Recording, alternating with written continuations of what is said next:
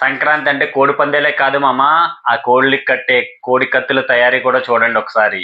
వాటిని కట్టే వాళ్ళ గిరాకీ కూడా తెలుసుకోండి. సంక్రాంతి అనేసరికి మన ఆంధ్రప్రదేశ్లో బాగా జరుపుకుంటారు. మన గోదావరి జిల్లాలో అయితే మాత్రం ఎక్కడ చూసినా కోడి పందాలే. ఈ సంక్రాంతి రోజుల్లో కోడి పందాలకే కాదు, కోడి పందాల్లో కట్టే కత్తులకు, ఆ కత్తులను కట్టి పంది వాడించే వాళ్ళకి కూడా మంచి గిరాకీ ఉంటది. కోడి కత్తులు ఎలా తయారు చేస్తారో తెలుసా? కోడి కత్తి పదునే కాదు, ప్రాసెస్ కూడా షార్ప్ గానే ఉంటది. రేటు కూడా అలాగే ఉంటది.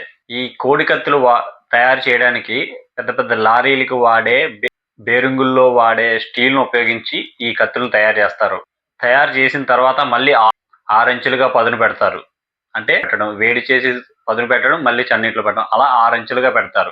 ఈ మెటీరియల్ తో ఇలా ఒక కత్తి తయారు చేయడానికి సుమారు 800 రూపాయలు ఖర్చు అవుతుంది.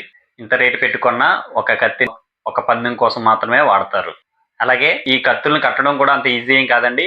వాటి కోసం ప్రత్యేకంగా ట్రైనింగ్ తీసుకున్న వాళ్ళు, నిపుణులు ఉంటారు.